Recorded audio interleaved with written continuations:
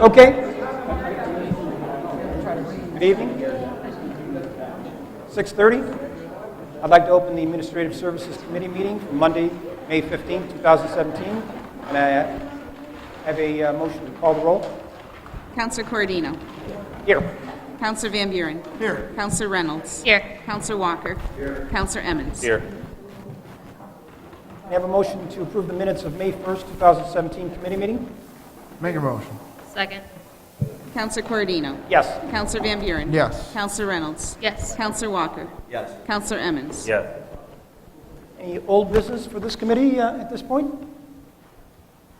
Seeing none, moving right along to new business under authorization. Item number 1, Tom Kells, DPW Commissioner, is requesting approval to charge a $10 per hour fee with 1 hour minimum for use of the fish cleaning station. Commissioner Kells, is there anything you want to add to the documentations that you submitted to the committee? Council, that's pretty much self-explanatory. It's $10 an hour for as many fish as the gentleman cleans.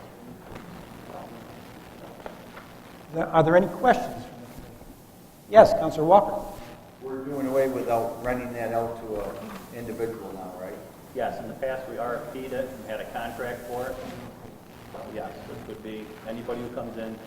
There's 4 stations. Each one would be rented out individually.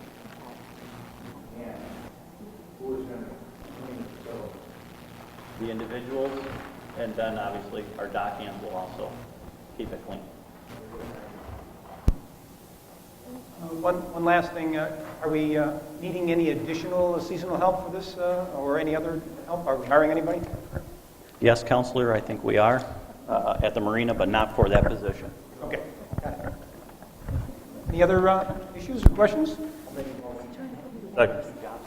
Counselor Corradino. Yes. Counselor Van Buren. Yes. Counselor Reynolds. Yes. Counselor Walker. Counselor Emmons. Yes. Item number 2, Tom Kells, DPW Commissioner, is requesting an increase in the fee for non-compliant water meters from $50 to $100. Commissioner Kells, one more time. Council, as stated, it's $50 right now, non-compliance per month. Quite often, people just pay that instead of getting their meter fixed. We're hoping this pushes them towards doing just that. Any comments or questions for the Commissioner? Seeing none, can I have a motion? Second. Counselor Corradino. Yes. Counselor Van Buren. Yes. Counselor Reynolds. Yes. Counselor Walker. Counselor Emmons. Yes. Item number 3, the Clerk's Office is forwarding herewith for your review and consideration the home rule request regarding the City of Oswego additional 1% sales and compensating use tax for the period December 1st, 2017 and ending November 30th, 2019. If I remember correctly, this is something that we do every year. We did it last year this time. It's pretty standard. Are there any comments, questions? Seeing none, can I have a motion? Second. Counselor Corradino. Yes. Counselor Van Buren. Yes. Counselor Reynolds. Yes. Counselor Walker. Counselor Emmons. Yes. Item number 4, the Engineer's Office states that the City of Oswego and the New York State Department of Transportation have entered into a master agreement for the Route 48 Emergency Slope Stabilization and Highway Repairs, PIN number 375628. The city is proposing to shift the current roadway alignment of the New York State Route 48 to the west 12 feet and install a 300-foot long soldier pile and lagging wall along the failing slope. Is there anybody from the engineering's office? Well, basically, I mean, I can speak to this because I am, that is in my ward. As we all know, we had a slope failure on Route 48 near the Country Club, and this is all part of the plan and the job to fix that roadway by moving it over to the west 12 feet.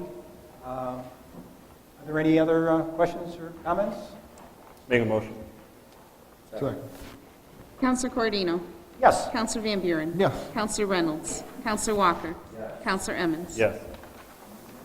Item number 5, Randall Griffin, the fire chief, is requesting permission to send 1 personnel to the Train the Trainer program June 1st, 2017 at Cornell Cooperative Extension, Breezeville, New York. Chief?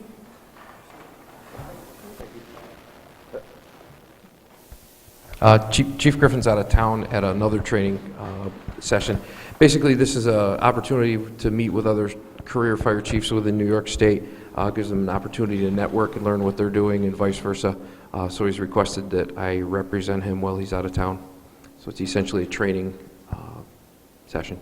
Any questions for the chief? All right, seeing none, can I have a motion? Second.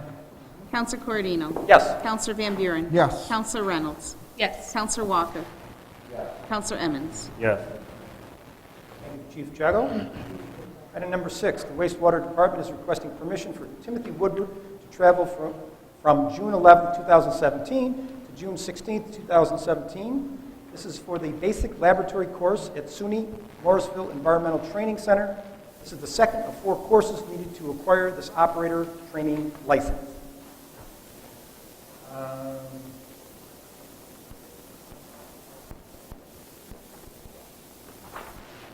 Is there anybody here that could speak to this real quick? I mean, the water department now is under the DPW command here. Do you have anything to contribute here? Wastewater. Oh, it's wastewater. It's not water, it's wastewater. Oh, yes. Counselor, I'm kind of familiar with this. All of our wastewater treatment plant operators are hired as trainees. They have to be employed by the city for a certain amount of time, and then there are certain courses that they must take in order to receive their operator certification. This is the second class that this gentleman needs to take. I think there's a series of 4 or 6, I'm not sure. 4, But yeah, I that's did what say this that is. before. Okay. All right, thank you. Mr. Stereo, any questions or comments from the council? Seeing none? Make a motion. Second. Counselor Corradino. Yes. Counselor Van Buren. Yes. Counselor Reynolds. Yes. Counselor Walker. Counselor Emmons. Yes.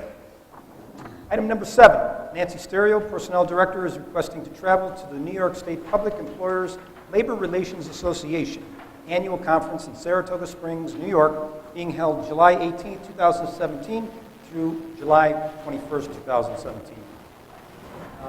Ms. Stereo, would you like to add anything to paperwork you submitted? This is a state association that I belong to for the labor relations portion of my position. I've attended this conference in the past, and there's a lot of good knowledge that is shared with our peers.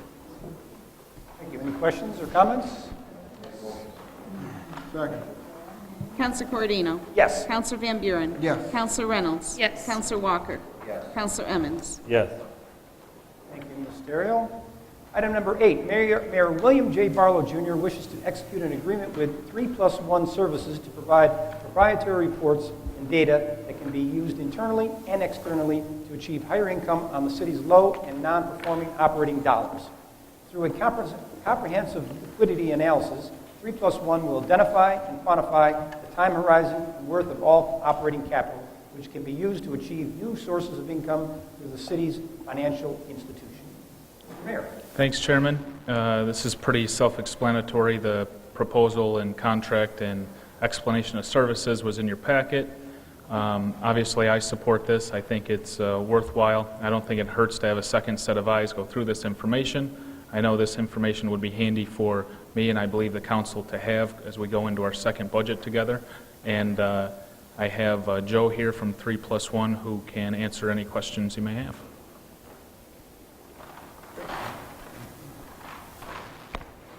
Mayor, thank you, and to members of the council committee, thank you for having me. And any questions that I can answer, I do have material that I can hand out in regards to 3+1 and address any questions that you might have in regards to it.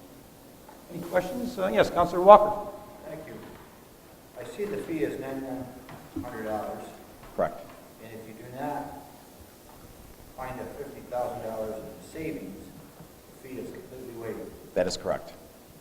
We're a big believer that in today's marketplace, we're the only company in the country that does this. And I'm a public servant as well. I serve as treasurer of the Monroe County Water Authority, and really believe that in today's marketplace for public entities, it's tough to find new sources of revenue and to have resources that can be used that are at a very low cost. But at the same end, I'm a very firm believer as CEO of the company that we have to make it so there's not risk associated. So the work that we do is that we go in and look to see, is there any opportunity with your operating and non-operating cash to do more with it, given what's occurring in the banking landscape and in the marketplace of rates going up. So we identify that, and we also look to see if there's anything else we can find that can be of help. And the analysis that we do will look at those things that you actually will do and that are actionable, not a wish list. We would not give you something that could not be done and could be implemented. Our job is to find those things and to sit down and say these are things that we think could benefit. And if we don't hit that $50,000 target, then we do not charge a fee. And we have actually the city of Spartanburg down in South Carolina did not. We were only able to find $30,000 for them. So as a result, my word is my bond, and so we really do believe that that's a way to build who we are nationally and to have strong credibility. Any other questions? Yes, Councilman Hoffman. Yeah, how long your business been around?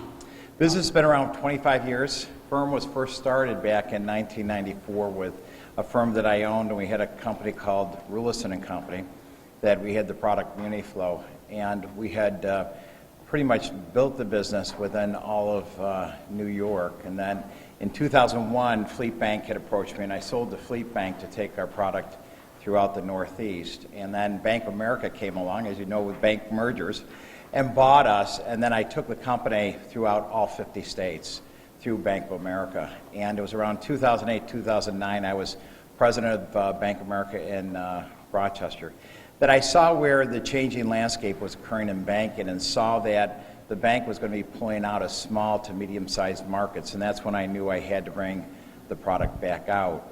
I had a 5-year window, so I went to J.P. Morgan and then brought it back out on the 5th year one day that I was able to do so and brought 3+1 back out. But it's the same company, and just that we have taken our technology and systems and have really put it on to many generations since we first started it. But we've literally been in all 50 states, have helped thousands of public entities throughout the country and higher ed institutions. And that's our total market. It's really the public entities that we serve, and again, brought it back out, and we're the only company in the country that does this. Yes, Councilman. I've got another one through the chair. Sure. In the packet we got, there aren't a lot of references. Matter of fact, there aren't any. Will we be getting references? Sure, I'd be more than glad to provide references to you. I can tell you that we brought the company back out 3 years ago, and we're rolling it out nationally, have helped the city of Binghamton, just in the process of getting ready to help the city of Rochester. In addition, Wayne County, we have done work for. We've done work for Rensselaer County. We are in the process of getting ready to do some work for Orange County. Done work in Minnesota, California, Ohio, South Carolina, as well as in Florida. And we have a number of institutions that I think would fit the right area for reference to be checked with, and we would love to have you check with those organizations, as well as the city of Spartanburg if you'd like to talk to Director of Finance that just went through this, and about the same size as Oswego as well, that can tell you of their experience. Any other? Yes, Councilor. One other. Isn't this information basically we can get through our banks? Yes, now? absolutely. The whole process is the way that you look at your cash flow is one way. The way that the bank, and the nice part is I've been on the public side as well as the private side, and I've been in the government banking side.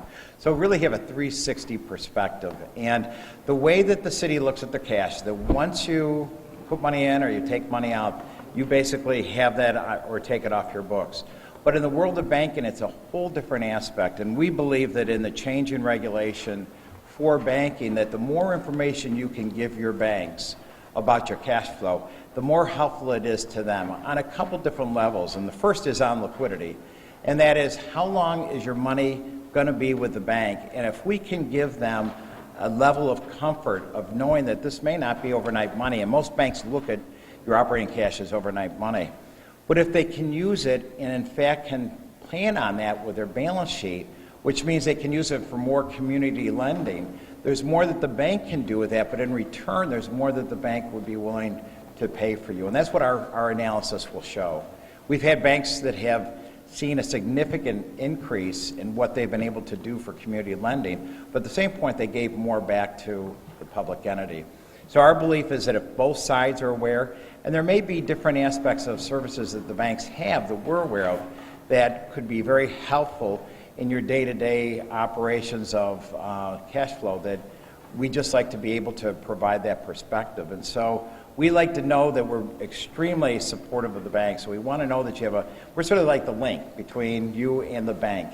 And we want to bring together, and the stronger the bank relationship, the better it is for the community, and the better that it is for the city as well. And that's what our study analysis would show.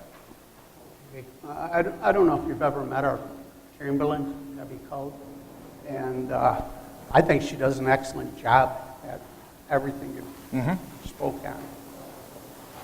How will you help her? Well, from our perspective, we're very supportive, especially since I'm a treasurer. Our belief is that just having a perspective to see, to reinforce the greatest of practices that are being done, and if there are any other additional things that we see in the marketplace, given that what you see as a public entity is what you see as a public entity. We have the advantage of being involved as public servants. Both myself and my business partner, Peter Forsgren, is Vice President of School Board. But with that, we've seen the perspectives of the bank, and we understand what the banks are looking for. It's a whole different world. And the ability to bring both together with a perspective of somebody that understands both sides, to see, is there something else that can be done, especially with our kind of data that we provide. We're not a bank, we're not an investment advisor, we do nothing else but create and look at analysis and the data that can better serve you and better serve the bank. So with the help of the city, it's very important that you have great support of those that are doing the day-to-day functions for finance, from finance and treasurer, all the way to going to the bank and how the banks look at it. So we like to think that we are a resource that in today, and we all know that for public entities, there's less dollars to try to do more. And so what we're trying to do is be a resource that is a great resource, that's an added resource to the office, and at the same point to show benefit. And if there's not, we will be the first to say there's nothing we can do. There's nothing we see that there's anything different that can be done, or we'll have ideas that are saying, you know what, you've got a great, wonderful foundation, or a couple things that we're seeing from the bank's perspective that could help the city. And so the onus is on us, and we have to be accountable for it. We are. And we like to think that we bring something so unique, and that's what's made us extremely popular. We've gained national recognition. We just ended up sponsoring, and we were feature speakers, one of the feature speakers at the New York State GFOA, and we spoke at the National GFOA, which is Government Officers Finance Association, that we were in Toronto last year, and we're going to Denver next week to see what's going on with the different entities. But we have spoken all over the country and feel this is a very, very fine niche. But it's a niche that most don't look at cash today as the asset that it actually is. And when you have the cash flow, rather than it being of what money's just coming in, what's going out, we view it as an asset, and it's becoming more and more valuable as interest rates start to move up. And if you can use that information and have that knowledge, that only gives more power to you and to those that are working within the city to see is there more that can be done. And at the same point, the banks, because of Dodd-Frank and other regulations, are searching for more and more information that makes their job easier, because it's not. To be a banker these days is not easy. And so we try to bring a resource to all so that it has the best results. Any other questions? Councilor Van Buren. Thanks. I think you may have touched on it, and I might have missed it. Did you say you guys, I'm not familiar with the size of your firm, but do you have, or are you guys licensed investment advisors? No, we are not. We have no, and I felt very strong. I was back in 1998 1988 to 2001, before I sold to Fleet Bank. And then when we were purchased by Fleet Bank, we were no longer an investment advisor because we were a resource to the bank. And I felt strongly that we had to be independent, to know you're really getting pure information. And that you have with the city, that you have somebody that is solely looking out for the needs and the benefit of the city without a hidden agenda, to know that we're there trying to capture money to put to work that we make money on. It's just not the way that I view and think it's the right way. And that's what makes us so unique in the national marketplace. Once we do our analysis, if we do find dollars that are low or non-performing, we ask to help you to implement those findings and to put them to work. But outside of that, we have no other interest, purely interest on the data and analysis that we perform. Any other comments? I was also interested in the fraud protection that you guys offered. Just I noticed that you offered for read-only access to our accounts. Yes, what we do is that when we go to collect the information, we work to get view only that allows us to be able to look at, when we look at the cash flow, we look at every single transaction over a period of a year. And we want to know that those trends are what allow us to understand what's the bank seeing and what are the practices that you're using in terms of money coming in and what's going out. So from that, we can only view that information and download that information in order to come up with the analysis that we do. We can't do anything with it other than the data and the proprietary system that we have. We have all the insurances that are necessary, that we have met all criteria across the country. And at the same point, we have very stringent security and go through both Apple and go through Google for their highest of security efforts. So when you hear of like what's going on in the marketplace today, especially over the last 72 hours, we have not had any issues, and we don't see that, given that the information that we get is public information, and it's information that we keep very confidential. We don't share it with anybody. We don't use it for marketing purposes or anything of that sort. It's purely for your report. And any information that you need, you want to give them back, that's not a problem whatsoever. It's totally to the discretion of what the city's looking for. Any other questions? I have a couple. Yes, Mr. Chairman. If you don't mind. First of all, Councilman McLaughlin, I have some references. I did reach out. There's a gentleman last week, and he gave me some references, and I did contact all 4 people on your list here. Right. And it ranged from county government, a couple cities, University of Redlands, California, and I can share that information with the council.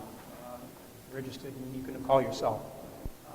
But in one case, there was one community that said they'd only used you since the beginning of the year, so there wasn't really a track record yet. Right. And there was another county government that said they used you over 2 years, and said that there was substantial savings. But you, Councilor Van Buren, you touched upon one of the questions I had as far as I was wondering if, and I asked some of these people basically if you were how do I word this? If your business was, I remember calling for replacement windows one day. Right. And the guy came and he said, "While I'm here, can I sell you some siding?"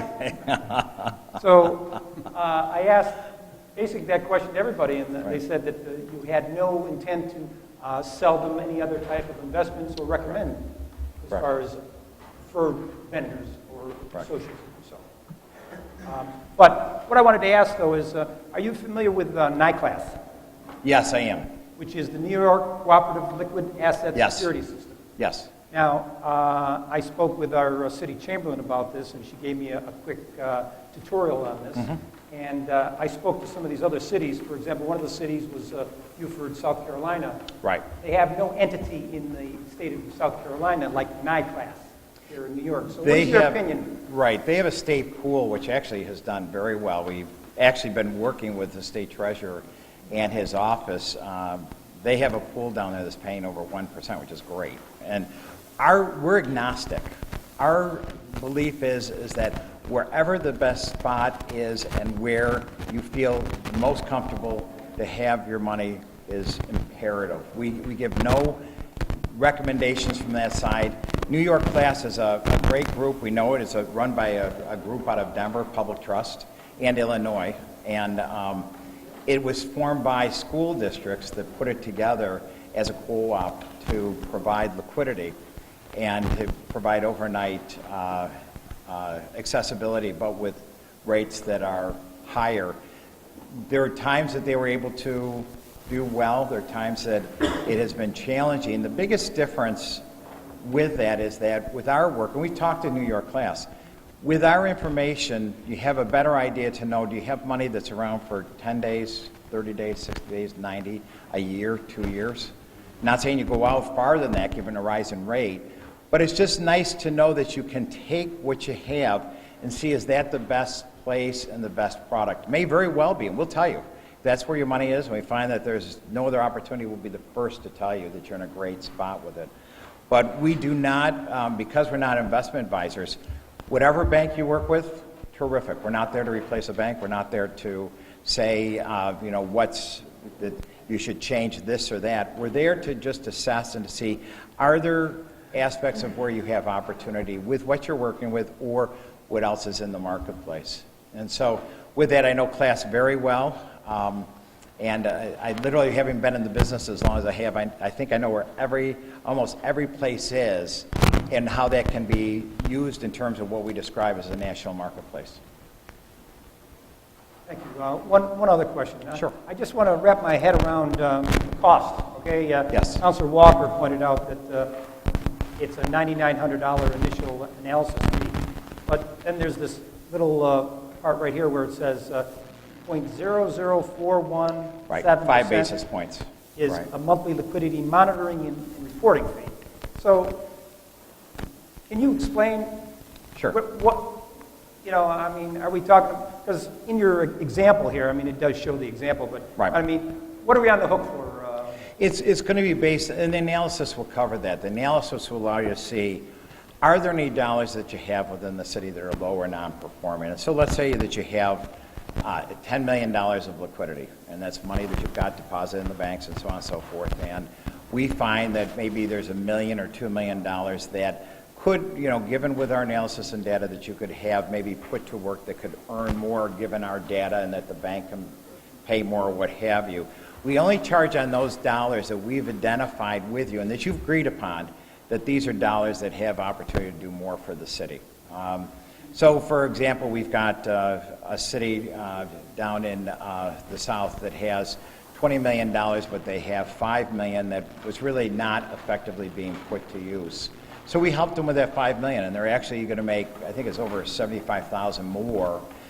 We just charge the 5 basis points on the 5, not the 20. It's only on where we provide value that we're able to show that we're accountable and that we can be a resource that's going to add something to the bottom line. But keep in mind, we have to our first hurdle is to say, for doing this analysis, we have to identify that we can either save or bring additional income to the city that's at least $50,000, and you're saying, yes, you know what, this does make sense, and yes, it can be applied, and we can help you implement that. During that time, we'll identify where that $50,000 is coming from, and if it's in low or non-performing, that's what we will suggest. If there's banking services or things you can do with your bank that can help either bring money in or a better way of it going out, that we don't charge 5 basis points on. That's just part of our service of identifying additional savings. If the city decides that they want to do any kind of financial management type of RFP, whether it's for banking or for investment advisor or what have you, that's all part of our service. We don't have these additional costs for doing this or that. We're truly looking to try to bring a whole scope of advisory services that are independent, that it can allow you to do more or bringing more money to the city. And we're proud of that, and at the same end, we want to be able to show that we are very inclusive of really trying to provide you with the very best of all aspects of how your cash is being handled and being managed. One last question, if you don't mind. I was a little confused on this page right here, where you give the example of the monthly liquidity monitoring and reporting fee. Down here, this second bullet, it says, quarterly liquidity monitoring and reporting fee is only charged on low or non-performing Correct. monies, which you've explained. Right. But it identifies it as a quarterly liquidity monitoring reporting fee, and up here it's monthly. So It is is- there two, is there one? What we do is we can do it monthly or we can do it quarterly based on what the city likes. But we provide a cash vest report, and a cash vest report will give you a score for the city to show you how well the cash flow has been for the city. It's a great tool to look at and to see, basically what is your score. And usually when we start with an entity, they have somewhere of a score in the mid-50s. And our job is to help them get up into the 90s. By doing that, they will earn more based on, it just works exponentially. The higher score you have, the more money that you do make. And that Cash Vest score is the only one of its kind in the country as well. We do that score quarterly. That will eventually, but in terms of it, we either charge monthly if it's a lower amount that helps, or if you want us to charge quarterly, it does not. Totally up to the city. If it comes that we find that there's that opportunity. We are going to be going to a portal base, so our hope is to get the Cash Vest score monthly, but to really have the kind of information and to get that to monthly, there's probably not going to be a lot of changes month by month, but there will be by quarter, and you can be able to document that over the course of a year. And so that's what that is, and we provide a quarterly monitoring report as well to show that. Explaining that further. Are there any other questions? Yes, Councilor. Not a question, but just a comment. First of all, I appreciate you coming tonight, and I appreciate Councilor Cordino Thank you. inviting me here. I think it's been a great presentation. I worked in public education for a number of years at colleges and universities, and I got to tell you, I don't think there was ever a moment that we were not in some sort of outside review for a variety of things. That always made people nervous. You have an entity coming in from the outside, they're going to take a look at whatever they're going to take a look at. But it always made us better. It always improved something, whether it was financial or process, accreditation, so on and so forth. And so I'm always, on one hand, you always want to be critical of folks that are coming on in and promising, certain things. But on the other hand, I think it's always advantageous to have another set of eyes at looking at things. I think overall, the risk here for the city is very small. I mean, I think it's been clearly stated that if you don't find $50,000, we're not paying $9,000. Right. So I'm not sure if there's a lot of risk for us in terms of moving this along. And in fact, I think there's a lot more upside to it than downside to it. So I appreciate the presentation, and I really appreciate all the questions, and I think they've been fantastic. But I'm in favor of this. I'd like to see this pushed along, and if we can save some money. I think the taxpayers would appreciate that, or use our money differently in some sort of way to the advantage of our city. That's obviously to the advantage of our taxpayers, and I think they would very much appreciate that. Thank you, Councilor. Are there any other comments from the committee? This is a very important issue, and I did try to encourage the committee members and the full council to be prepared, because I think everyone sitting here knows that hard-earned money Absolutely. comes from our taxpayers, and they want us to be good stewards of that money. So I think it's important that we do our job and ask you the tough questions. So I appreciate you making the drive here tonight to come here and answer our questions. And I do want to commend, as Councilor Emmons, that everybody was prepared for this meeting and had some questions to ask this gentleman, because, again, it's important.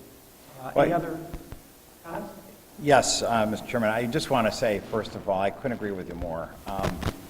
We truly value public service and those entities that are there to help the public. And we write a weekly blog, so anytime if you want to be on our blog every Tuesday, we write a blog to talk about the different trends. But we say, we have to look through your eyes and capture what the city is looking for, and also that for the taxpayers. And we're really terrific people, so we're very easy to work with. We're from upstate New York, like I tell you, and we love the business we're in because, and a lot of it's my passion. I grew up in public service, and having come from a family of public service, just know how important your job is and how important it is that we have a responsibility back to our communities. And we'd like to think the 3+1s having a national impact on local communities that have less to work with, and to know that we can try to stretch the dollar even that much more. And again, the onus is on us. And we will be very, very critical on our side to make sure that we're saying what can be delivered, can it be delivered, and we have to be able to show you that and give you that confidence. And I would like to say, as CEO of the company and co-founder, really appreciate you for the warmth of bringing us for the tough questions, doing the homework, and at the same point to know that we'd love to be of help and to prove ourselves. And if we can continue to prove it with the city of Oswego to other cities across the country, just think of the impact it's going to have over the course of time. And that's what we're hoping 3+1's all about. And the +1, everybody asks me why 3+1. And there's a reason for the 3 boxes, and that is insight, perspective, and output. But the most important thing is 1, and that's you. That is the public entity that we're there to serve and to really have this impact. And I'd like to think that we have that opportunity to be congratulated that we did make a difference for Oswego. And you set a standard for others, and I truly appreciate that. Do you have some information? I do. I have some additional ones, and have folders, so. At this point, is there anybody in the public that had any questions about this very important topic?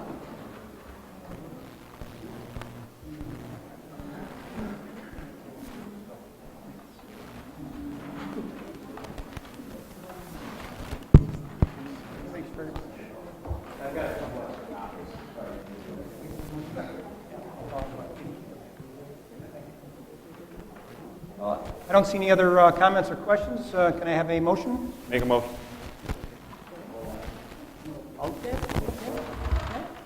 I'm sorry, I didn't see you over there. Yes.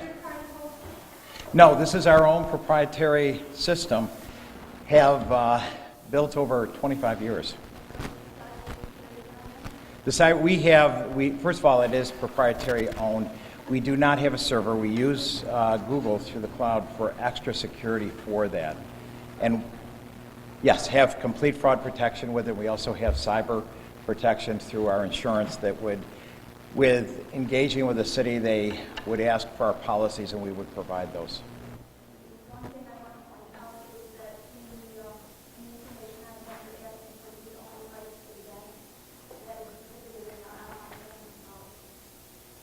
Okay, with most of the banks, almost every community we use, the banks have provided to have read access so that we can be able to download it. If we can't, then we are provided with either a PDF or a disk, or can get a download from you for that information. But we've had every bank so far, especially the local banks, we've had tremendous success of working with their online banking for read only. Okay. Okay. And then we can work on just getting a download then directly from the city. That's not a problem at all. We'll go with whatever your policy is. It's important that we abide by every single one of them. Any other questions? Seeing none, can I have a motion? Make a motion. Counselor Corradino. Yes. Counselor Van Buren. No. Counselor Reynolds. Yes. Counselor Walker. Yes. Counselor Emmons. Yes. We need a resolution. Need a resolution, Mr. Mayor. Somebody. Item number 9, Mayor William J. Barlow Jr. and members of the Common Council wish to create a laborer position in the DPW as a result of handling code enforcement nuisance violation work in-house, rather than hiring an outside contractor, and request authorization to transfer funds for the position. Mr. Mayor? Thank you. So the point of this is to add a laborer's position to the DPW, and the reason for this is so we no longer have to hire an outside contractor to do our code work. I think that it'll help with how quickly we can rectify issues out in the ward. So, for instance, somebody calls and has a rental property or a vacant home next to their house that has tall grass. Usually we rely on a contractor who we are contracting with to take care of that. And really, I know last year or 2 years ago particularly, I was frustrated with how long it took for, a counselor to call the code office, to turn it in. The code office contacts the contractor. The contractor, obviously, for their own benefit, waits to get a batch of complaints before they load up and come to Oswego or go to the property. They try to wait and line up 4, 5, 6, or 8 jobs and then do them all in one day. And that resulted in waiting 2, 3, 4 days to actually see the service that ultimately gets billed to the property that's in violation. It gets billed to their taxes. So I think this is a way that will help expedite that entire process. I know last year our bills to the contractor roughly turned out to be close to $25,000. So if you look at a laborer's position, it's really not that much more. Plus, this will help with shoveling sidewalks in the wintertime. It was hard to keep on the contractor and stuff about clearing sidewalks and clearing driveways. So obviously, with this person being in-house, we'll see the benefits of this code work all the year round, which I think will be helpful. So that's really what this is asking. Any comments or questions for the mayor from the committee? Yes, Councilor Walker. What did you say was the cost for the contractor? I don't have the exact numbers. I know that it was at least 19,000, but I'm not sure that's the most up-to-date number. So let's go with just shy of 25.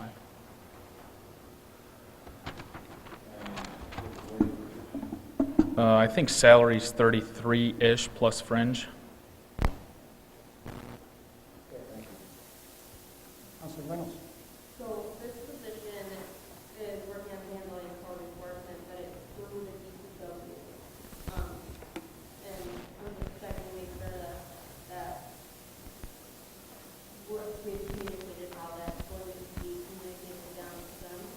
Yeah, so one thing I've learned with negotiating all the contracts with the city unions is that job descriptions and job titles are extremely strict, and the unions are very particular about how those titles and descriptions are used. So really, it's while this position will be dedicated to code enforcement work, you can't, because of job description titles, put it in the code office because, really, what would you put it as? It's just more simple. It's simpler to put it in as a laborer because they, in their job description, is mowing lawns, edging a sidewalk, you name it, and it's already in there, picking up trash. It's already in those descriptions because they're out maintaining our parks and the streets and everything else, doing that job. So, the physical placement of the job and the work it does will be really with the code office, but because of really job titles and descriptions, it's more appropriate to put it as a laborer in the DPW than anything else. Yep. Any other comments? Councilor Van Buren? Sure. No, I just want to say I support this. Strategically, I think it makes a lot of sense. I think it gives us a lot more leverage to take care of problem properties. A DPW worker can do more because of the benefits of that being in the Department of Public Works. I think that strategically makes the most sense. And it takes off, a layer of admin that now we don't have to deal with. So I think that's a good move. Councilor Walker? Yeah, one more quick question. So, when does the contract run out for the, depending on the one, when will this take effect and who the councilors get a hold of that? I don't know when the contract, maybe Sue probably knows, but the contractor who we used last year actually is the one that initiated this thing, saying that he's no longer going to be doing it. Sue?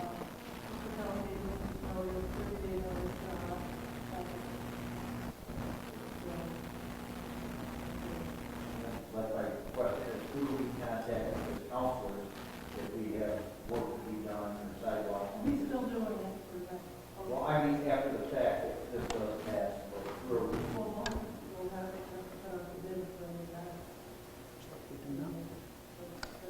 No, you mean once this is set, ready to go. I would use code enforcement. Yep.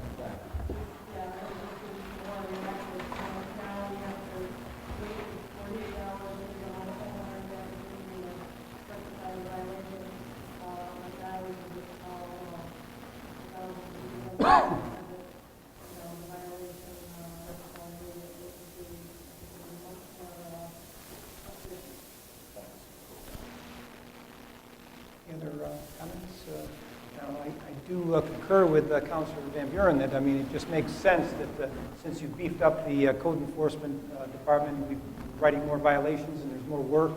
So, I mean, it just makes sense that with the increase in workload that there probably would be needing additional help. Councilor McLaughlin?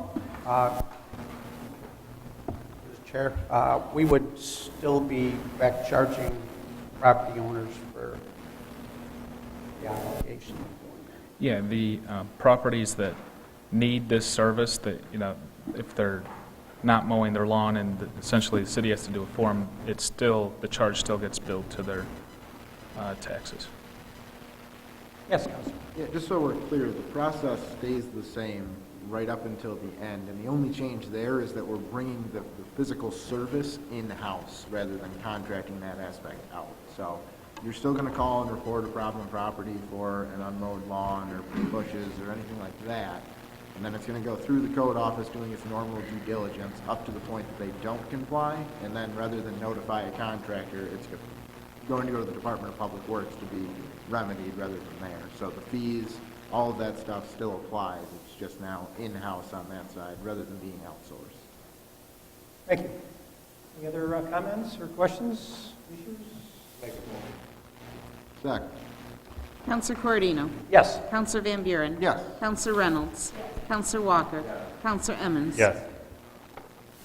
Item number 10, Mayor William J. Barlow Jr. and members of the Common Council wish to add a part-time code enforcement clerk to the Code Enforcement Office and request authorization to transfer funds for this position. Mayor? Thank you. I just have some numbers that really explains the work and the productivity happening in the Code Enforcement Office. I think the numbers and revenue that these numbers bring in speak for themselves and justifies the reason to have another code clerk.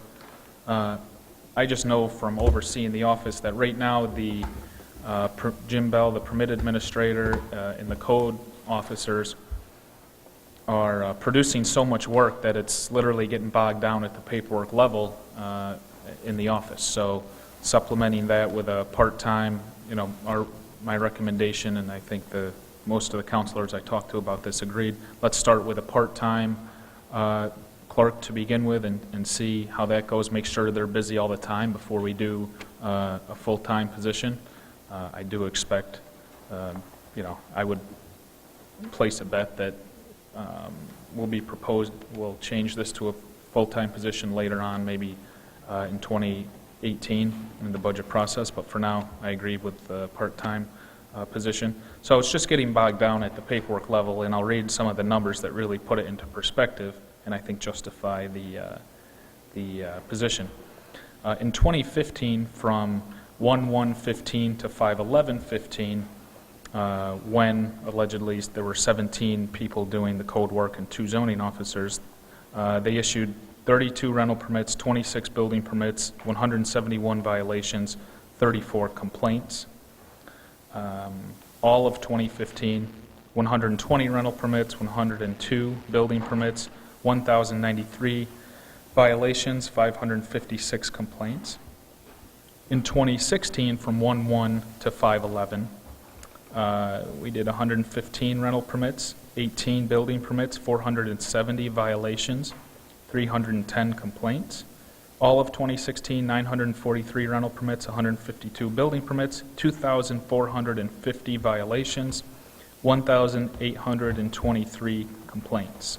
And that was obviously when we put in the new code enforcement office. And keep in mind that I know Jim Bell didn't start till, I want to say, April or May, and I don't think Kurt, the code enforcement officer, our first code enforcement officer, started till July.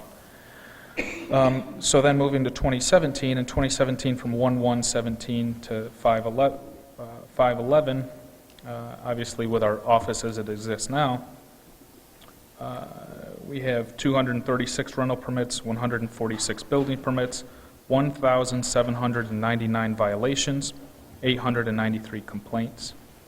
So if you anticipate those numbers, if we keep it up at that rate, I use 600 rental permits, 300 building permits, 3,800 violations, 2,232 complaints.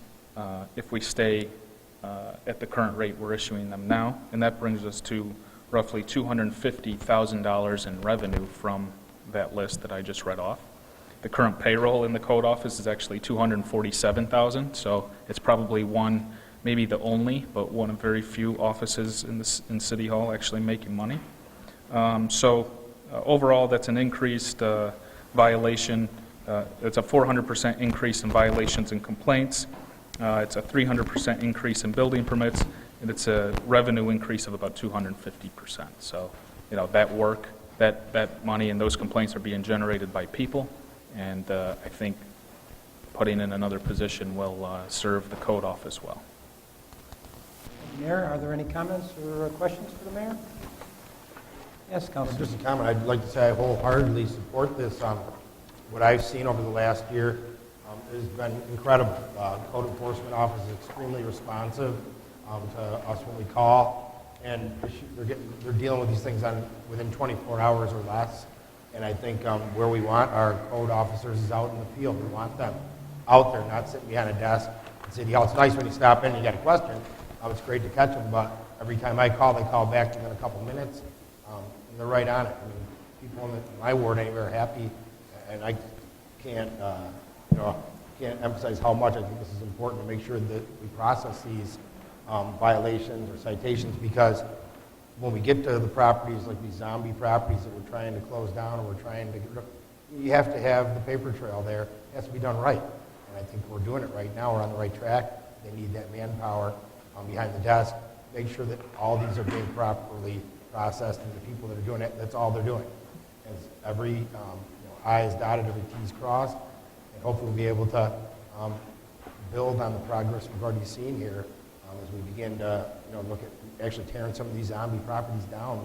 I can't wait. In the 5th Ward, we got 2 coming down. I know there's others all across the city, but I think this is just one more step. We're going to have that paperwork, we're going to have the documentation to go further with this, to reclaim neighborhoods and improve the quality of life and property values in every neighborhood. So I'm 100% against it.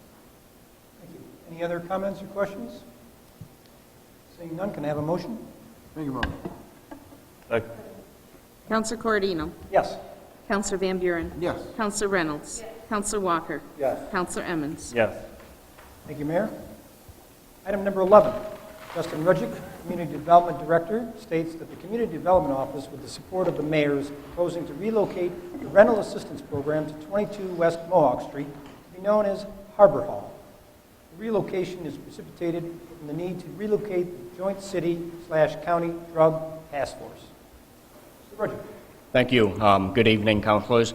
I just wanted to be able to present to you something that many of you are no surprise to you, that ever since I've been appointed to this position, one of my duties is to kind of change the perception of the Community Development Office into a more positive light. And really in the last year, with the support of Mayor Barlow and his administration, we've really been able to take the Community Development Office to another level. And part of this is the need to really change the Community Development Office into being more responsive to the community in which we serve.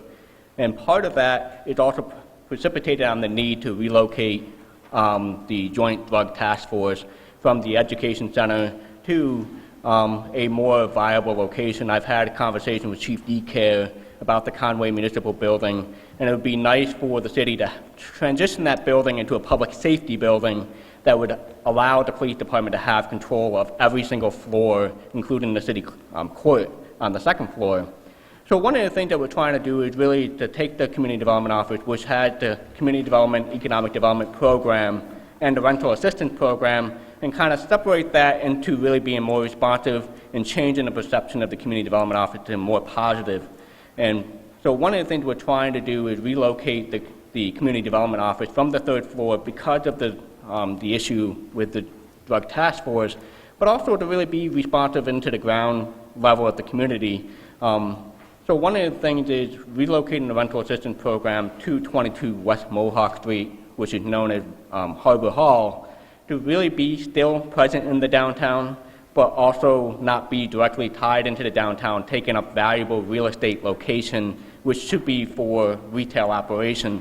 But we're still being able to provide bus route transportation, access to Big M grocery store, and also the Wayne Drugs, and all those kind of different amenities that we provide in terms of our downtown for our clients that we serve in the rental assistance program. But at the same time, I mean, we need to, this comes at a cost to the Community Development Office. This will be no cost to the city directly from a general operating fund. This is all reimbursed through the Section 8 program, which is we receive admin fees from HUD directly. So there's no operation expenses from the city. So what we would propose to do is take our administration expenses and allocate that towards our rent. And we're making some internal structuring changes to allow that to happen. But, you know, I think this is a really positive move for the city. And Mayor Barlow sent each one of you an email about this, and he supports this. And I'd be more than happy to answer any questions about the lease and about the overall move. Thank you. Any questions for Mr. Rudzik? Yes, I see one public.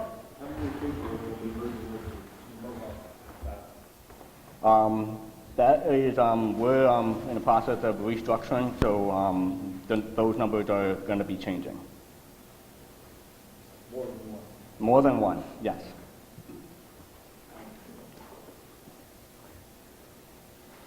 I have a couple questions for you. Absolutely, sir. What's the square footage of your current office space on the third floor? On the third floor, we have about 3,300 square feet.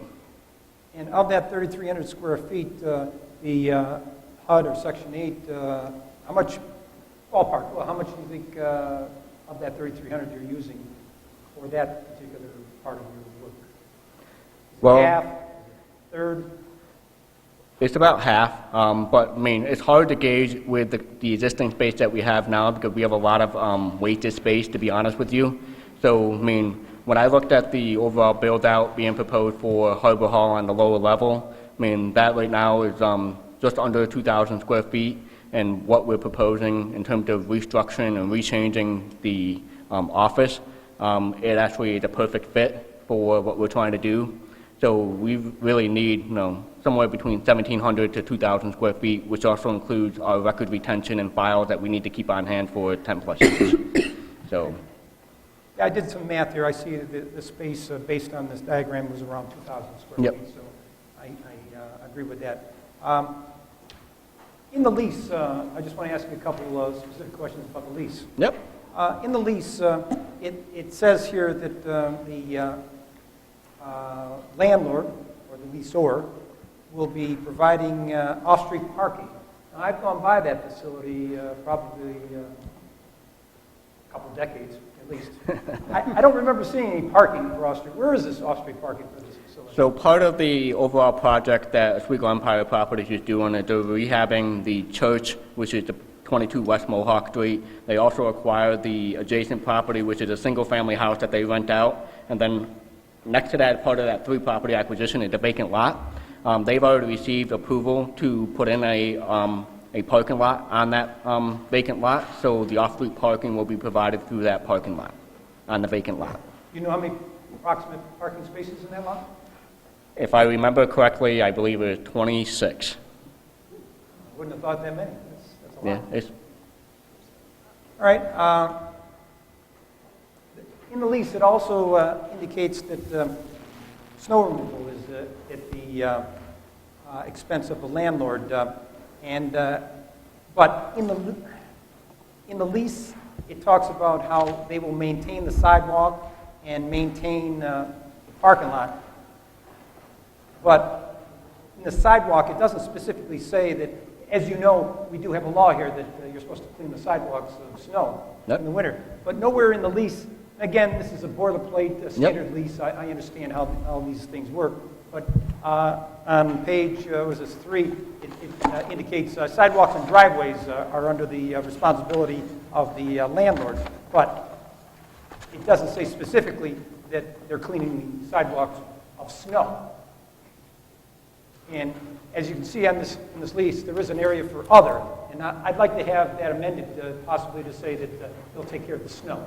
absolutely. I wouldn't want to have to bother our DPW department to do more work than they are already doing. Absolutely not. And the final question I got is about the security deposit. The monthly rent is $2,500 a month. It's a 5-year lease. That's $30,000 a year. And item number 6 under security deposit, it says the deposit that the landlord is requesting is $5,000. I just wondered how we arrived at that. Can you elaborate? Yep. I mean, Oswego Empire Properties, they own several properties in Oswego, and part of the cost of doing business, or the practice of doing business, is they always ask for a first month and last month rent.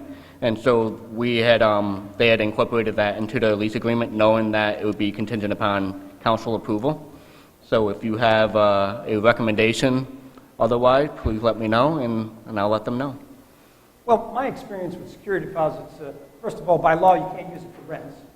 And the security deposit is for a guarantee that the tenant will return the property in the same condition minus wear and tear. Right. Now, and that you don't renege on the lease of 1 or 5 years.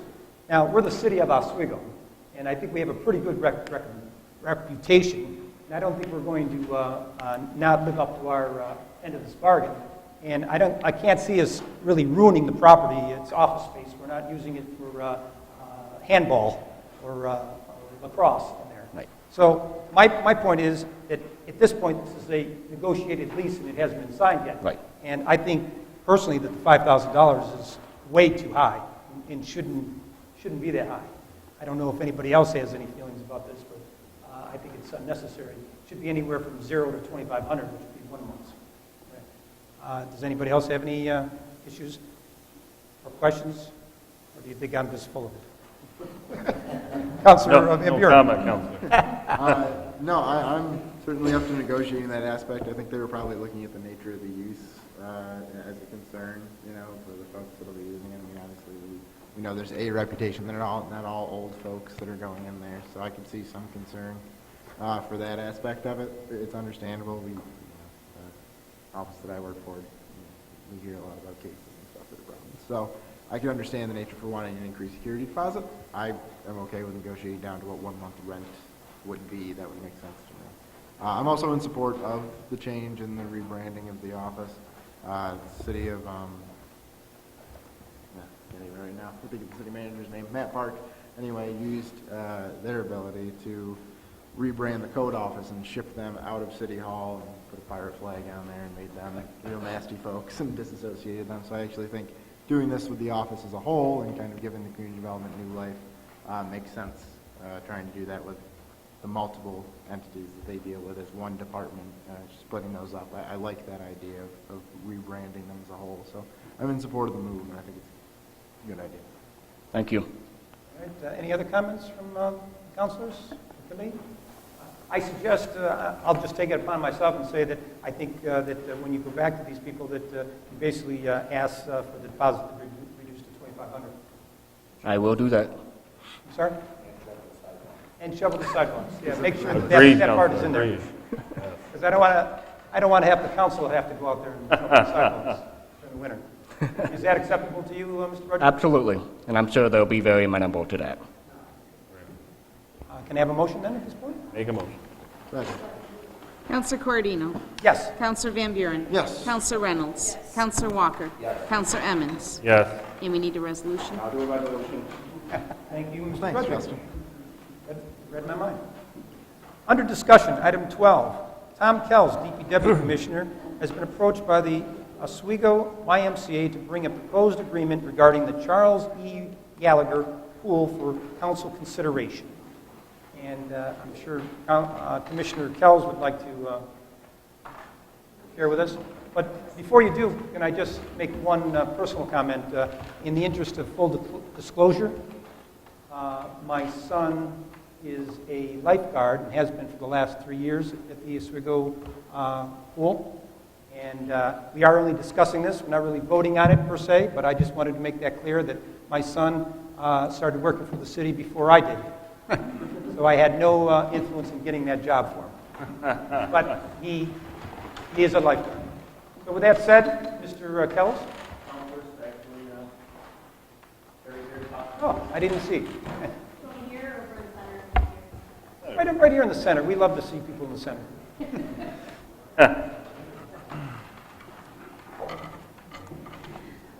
So overall, the proposal that was brought is actually modeled around some other agreements that are already working in other communities around our area of New York with their YMCA's.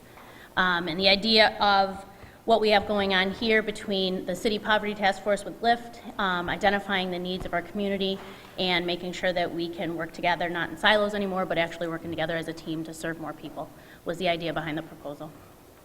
So I'm sure there's questions, and very glad to answer whatever I can from them. Yes, Mr. Walker. I brought this up years ago when Yes. I got lynched. But I think this would be a good idea, but I'd just like to get the details of what are you going to charge? Council here came up and said, are you going to keep it the same fees for everybody, you know, like it was? Yep. We're not looking for changing the fees. And the biggest thing that, if you read within the agreement, is current YMCA members would be able to go in for free, but the fees would still remain the same. We're not looking for an increase of the fees. And who is going to do the maintenance on it and take care of the pool itself? That would still be, under the agreement, the way that it was proposed is that it would still be through the DPW.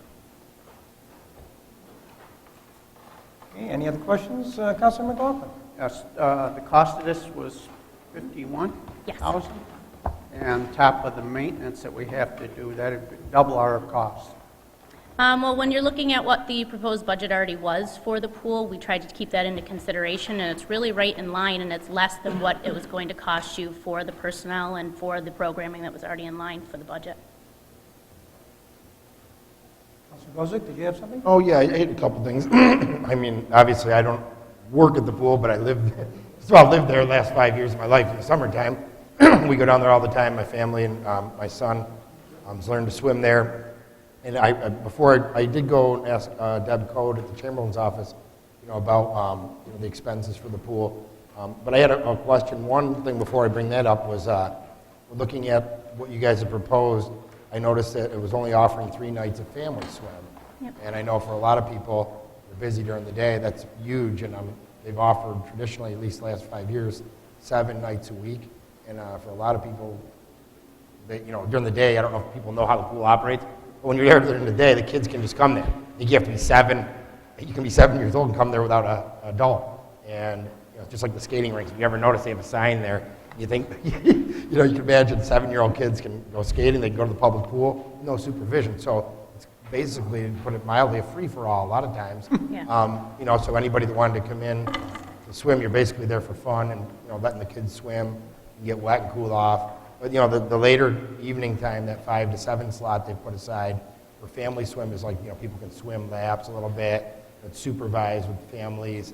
I just didn't know how that would work if it's going to be set. It's only 3 nights a week, and I think you said it would be determined. And that was a concern to me, just the accessibility, because a lot of people on the east side and all over the city, it's the only pool. They use the pool, and that was one of my concerns. I don't know if you could address that. And Sure. I can bring this up after, but I did look to see what the numbers were, and I could share that if any of the councils. It's important that you still have the family swim. It's not saying that the other nights there isn't family swim, but having the option of opening it up to whether there's other aquatics programming that's taking place at the same time, such as a class that may be going on, like an aqua fit class in the evening, which has not been offered something like that in the past. So it's more looking at a shared space. So whether family swim is taking place, it would be more in a designated area of the pool. Because of the size of that pool, you can break it up into different programmings taking place in different areas. And I think with having some actual programming going on instead of just open swim or social swim or family swim, it allows more people to utilize the space and hopefully be educated more around the water space also. That answers the question, and it's interesting to think about just when you bring that up. I think you're right. It would bring more people in. I don't know if I got to be honest. I don't know if I'm entirely in favor of this proposal. I could look at looking at the numbers here. When I talked to the mayor last week, last Thursday, I met with him and Council President Van Buren. He'd said it's about $54,000 operating budget.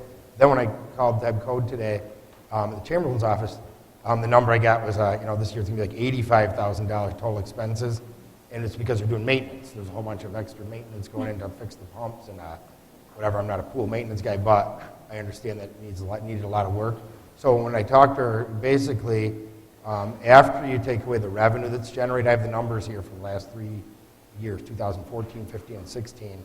So the operating budget was $78,600 for 2014, but the pool revenue was a little over $10,000. So it basically came out to be about $68,000 that year. And I think there was some work done on the pool because average, looking at it here, 2015 and 16 was $44,000, $47,000 respectively to operate. And then the pool generated in 15 about $12,600 and about $14,000 in 2016. So again, the overall expense after you deduct the revenue generated by the pool was $31,600, $33,000, approximately $500. And I was just looking at those numbers to share with the council. I was debating, is it a good deal or not? If we lose some time, I like the idea of the programming. I don't know if anyone's ever considered partnering before. But I guess I'd be interested to hear what other councilors have to say, and if Mrs. Code has anything to add, to clarify on the numbers. Counselor, the $54,000 figure was just, I gave you that as payroll and clothing for the guards and stuff. The expense of operating the pool still will exist with or without the proposal because we have to maintain the pool anyway. So I'm just clarifying where the 54 came from. I didn't know if Ms. Code had anything to add or clarify. I don't know those numbers. I don't know what the rest of the council thinks. But, Yes, Councilor Reynolds. I have a question that goes along with Councilor Boza's first question. He asked specifically about family swim, but I wanted to talk about the afternoon open swims. It says afternoon open swims would be offered here, but do you have specific hours that they would be offered? Yeah, Because they would. that's something that's The highly pool- utilized and needed in our Yeah, the pool would still be open the same hours. The budget, the way that it's proposed, I used the same hours of operation. I actually added 10 just in case we needed an inferential between there. Same hours of operation, it's just breaking up the actual time to be more programming than just an open swim. Right. So I understand that it'll be the same hours of operation, but what specifically for open swim group members, children of the community can come and swim at the pool?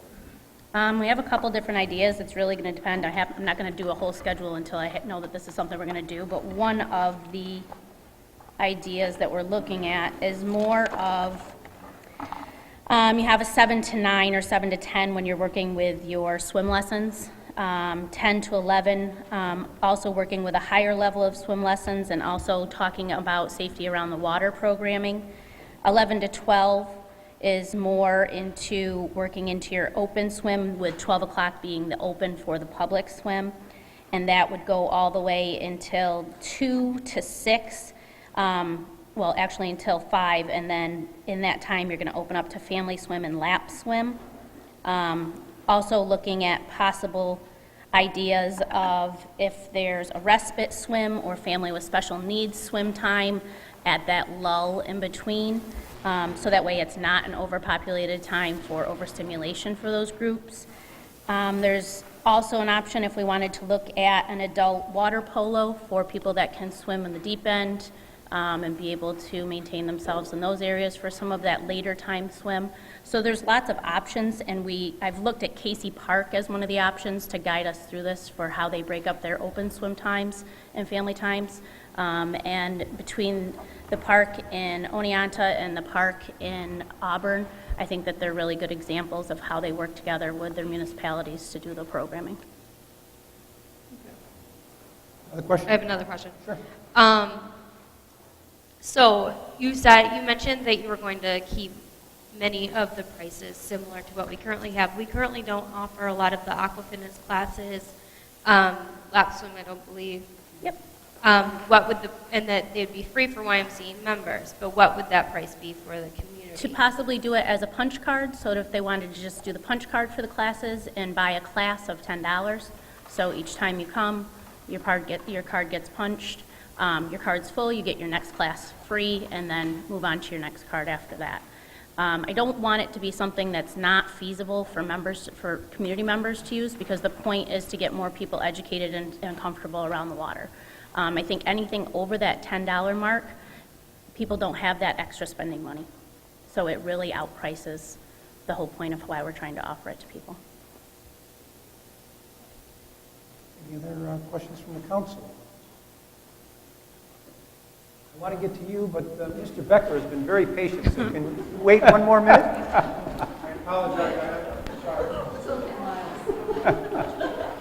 Where were you in 68? Where were you in 68? Excuse me. Okay. Sure. I don't think you're going to like me saying what At the pool? Okay? That's all right. We're not here to be friends. Good.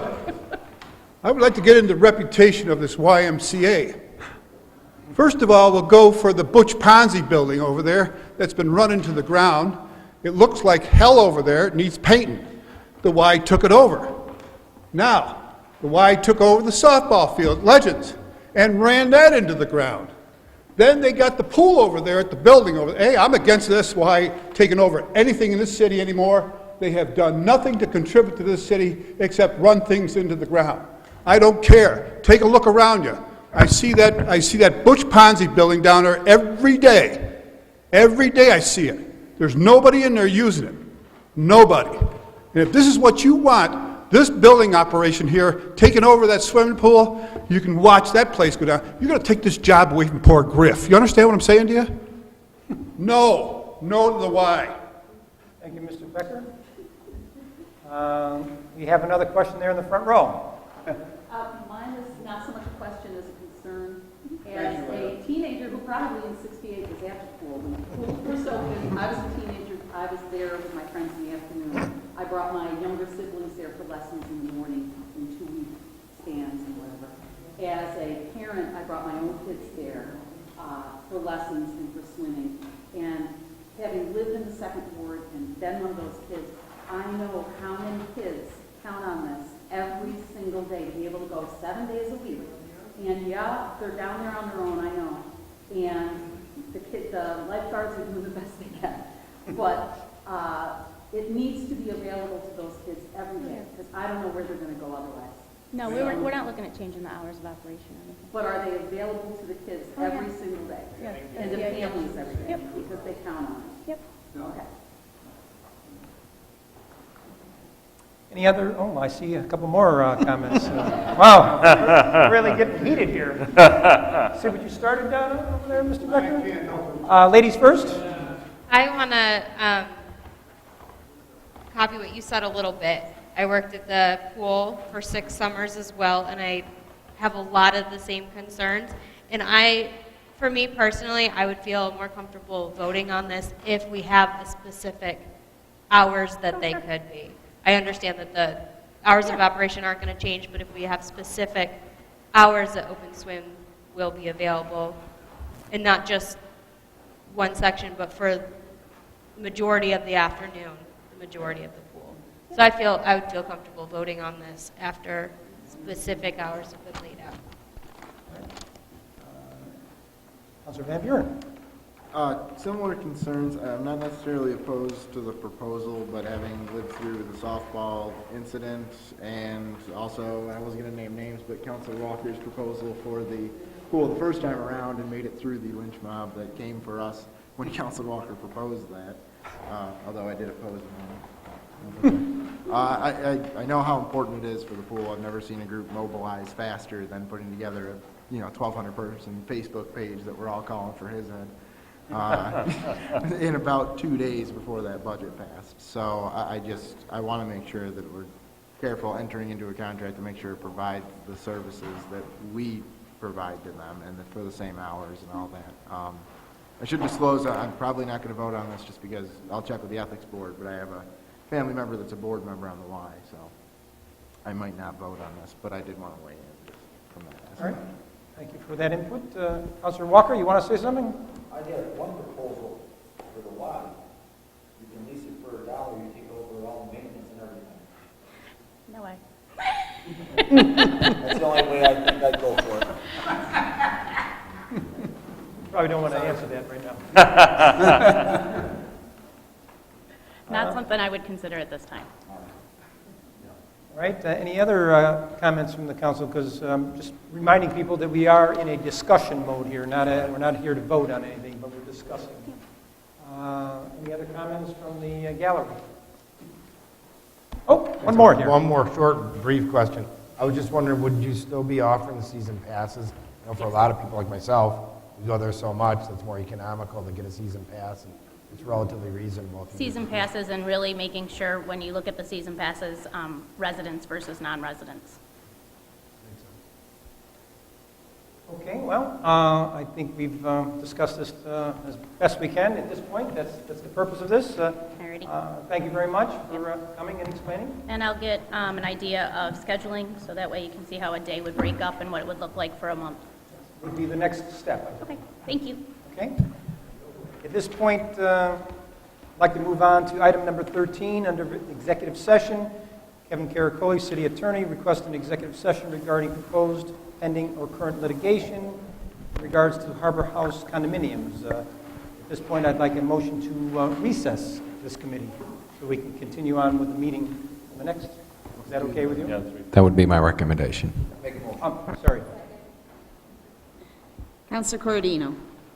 Yes. Counselor Van Buren. Yes. Counselor Reynolds. Counselor Walker. Counselor Emmons. Yes.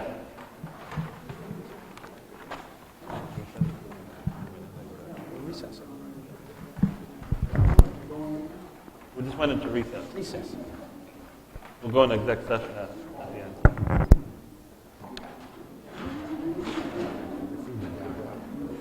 Good. Just open up the committee again and then go into executive session. We have to recess that committee before we can start.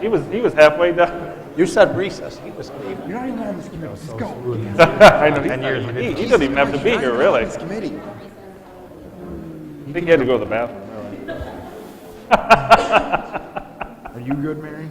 You ready? Okay. This time, I'd like to call the Physical Services Committee to order. Could you please call the roll? Counselor Van Buren. Here. Counselor Emmons. Yes. Counselor Here. McLaughlin. Here. Counselor Gozick. Here. Can you get a motion to approve the minutes of the May 1st, 2017 committee meeting? Make a motion. Second. Counselor Van Buren. Yes. Counselor Emmons. Yes. Counselor McLaughlin. Yes. Counselor Gozick. Yes. Is there any old business to come before this committee? Seeing none, moving on to new business. Item number 1, Thomas Kells, DPW Commissioner, received a request from Susan McBrarity on behalf of the Oswego Bookmobile to park the Bookmobile in city parks and streets during their annual 7-week program and during the movie night in the park from June 29th, 2017 through August 19th, 2017. Is there anyone here to speak to that? Seeing none, is there any questions or comments? Take a motion. Comment? Oh, I just wanted to say, I've seen this, it's really impressive. If anybody here is happening to drive by when they're putting them on, I mean, the turnout's phenomenal. The park is packed. I think it's great that they got the bookmobile there too, along with movies. But I was just been impressed last summer. Must have been record turnout, so I'm in favor of this. I'm sure everyone else is, but I just wanted to point that I thought it was really great to see so many people out there to enjoy this. Great. Thank you, Counselor. I think we had a motion and a second. Yeah. Counselor Van Buren. Yes. Counselor Emmons. Yes. Counselor McLaughlin. Yes. Counselor Gozick. Yes. Moving on to item number 2, Thomas Kells, DPW Commissioner, received a request from Michael Ryder of Spectacular Sheds to donate the materials and labor for a 10-by-12 gazebo. The gazebo would be constructed on site at Brightback Park, and there's an attachment. Is there anyone here to speak to that? I'm a big fan of gazebos. I stole the county's and put it in Oak Hill Park. It would probably be a lot easier to get it donated, but the DPW did a fantastic job moving it, which was no small feat if anybody's seen where it used to be located in between 3 hills, and they did it. So, any questions or comments on this one? Just a quick, it could be a question or a comment. If I understand things correctly, Commissioner Kells, this is associated with Harbor Fest, correct? They are a sponsor, wanting to be a sponsor of Harbor Fest, and this shed is a part of that sponsorship. That is correct, Counselor. Originally, they were going to donate to Harbor Fest, and because it would be on city property, it would be a permanent structure. It makes more sense to donate to the city. If it gets to a point of dilapidation, then we have the right to dispose of or move it to hotel park. I'll always take another one. Council. Oh, motion? No motion? Second. Counselor Van Buren. Yes. Counselor Emmons. Yes. Counselor McLaughlin. Yes. Counselor Gozick. Yes. Moving on to item number 3, Tom Kells, DPW Commissioner, received a request from Diane Collins on behalf of the Oswego Public Library for use of public space on August 2nd, 2017, from 8 a.m. to 1 p.m. Public space request is the lower lot of parking spaces used for the library that are accessed from Route 481. The space will be used for an equipment demonstration of trucks during the time as part of the children's summer reading program. Is there anyone here to speak to that? Seems pretty self-explanatory. Does anybody have any questions or comments? Make a motion. Second. Counselor Van Buren. Yes. Counselor Emmons. Yes. Counselor McLaughlin. Yes. Counselor Gozick. Yes. We got item number 4, Thomas Kells, DPW Commissioner, received a request on behalf of David Rand on behalf of the Oswego Girls Youth Softball League for use of Brightbeck Park beginning in the middle of May 2017 through the beginning of August 2017. The field would be used Monday through Sunday for games and practices, with games being played Monday through Friday from 5 p.m. to 9 p.m. Is anyone here to speak to that?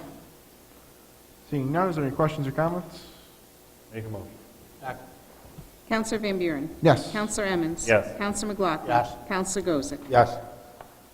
We got item number 5. The clerk's office has received a request from David Thompson, owner of Gibby's Irish Pub, located at 8 West 2nd Street, for a waiver of the noise ordinance in order to host musical performances at his establishment during the summer months of May through September 2017. Mr. Thompson is also requesting a waiver of the noise ordinance during Harborfest, Thursday through Sunday, July 27th through the 30th of 2017. I know Mr. Thompson's here. This is a pretty regular request. Does anyone have any questions or comments for him? Seeing none. Oh, sorry, Counsel. Just a point of clarification. I see at the bottom of the resolution, it was listed as the Planning and Development Committee, Chairman Nathan S. Emmons, and clearly this is under the Physical Services Committee, so that should be changed and corrected going forward, as you can see in the bottom of the page. We can do that. All right. Anyone else? Second. Counselor Van Buren. Yes. Counselor Emmons. Yes. Counselor McLaughlin. Yes. Counselor Gozick. Yes. Moving on to item number 6, the engineer's office states Miss Amy Penfield, owner of a single-family dwelling at 118 East Mohawk Street, located in the 4th Ward, requests the use of public space 8 foot by 10 foot for new covered porch between the sidewalk and the property line fronting East Mohawk Street, and there's an attachment. Counsel. Yes, I talked to the gentleman yesterday. They were putting, they already have a little pad there, and a little, it's getting dilapidated. They're going to remove it, make it a little bit bigger. It'll make nice front space on their house, and I talked to a couple of the neighbors. They have no problem with it. Great. Any questions or comments? Seeing none, I'll take a motion. Make a motion. Second. Counselor Van Buren. Yes. Counselor Emmons. Yes. Counselor McLaughlin. Yes. Counselor Gozick. Yes. Item number 7, Justin Rudrick, Community Development Director, received a request from Horizon regarding the Ride for Ramp special event to be held on June 3rd, 2017 at the Oswego Speedway in Lighthouse Lanes from 8 a.m. to 4 p.m. There will be music, barbecue, bounce houses, and a 5K run. They are requesting use of the city's bandstand and barricades to close off the parking lot at Lighthouse Lanes. Lastly, there will be a large motorcycle group gathering, so they are requesting a police escort to lead the motorcycle group out of the city at the end of the event. Justin. Thank you. It's a pretty self-explanatory event. It's a reoccurring event, and it's used as a fundraiser to raise awareness about individuals with disabilities, but also to be able to access funds, raise funds to allow those with disabilities to be able to have a ramp installed on their house to provide accessibility to their home. So this is just really a community gathering, a fundraiser event for that purpose. Arise is a nonprofit organization, and they're doing good work and trying to help the community. Any questions or comments? Second. And I'll do a resolution. Counselor Thanks, Van Justin. Buren. Yes. Counselor Emmons. Yes. Counselor McLaughlin. Yes. Counselor Gozick. Yes. We got item number 8. The engineer's office received a request from Miss Amy McKean, owner of a single-family dwelling at 87 East Utica Street, located in the 4th Ward, for use of public space to install a new 4-foot-high vinyl fence adjacent to the existing public sidewalk fronting East Utica Street. And there's an attachment. Counsel. Yes, I talked to Ms. McKean. They live on a corner lot. People are coming through the yard, getting the dogs riled up in their house, so they want to close the yard up. They're using a nice white vinyl fence, and I think it look really nice. Great. Any questions or comments? Motion. Second. Counselor Van Buren. Yes. Counselor Emmons. Yes. Counselor McLaughlin. Yes. Counselor Gozick. Yes. Any other business to come before this committee? Seeing none, I'll take a motion to adjourn. Motion. Second. Counselor Van Buren. Yes. Counselor Emmons. Yes. Counselor McLaughlin. Yes. Counselor Gozick. Yes.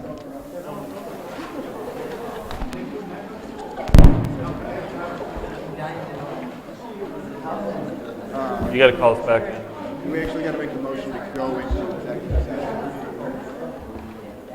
Motion to go back into executive session? Counselor Cordino. Yes. Counselor Van Buren. Yes. Counselor Reynolds. Counselor Walker. Counselor Emmons. Yes.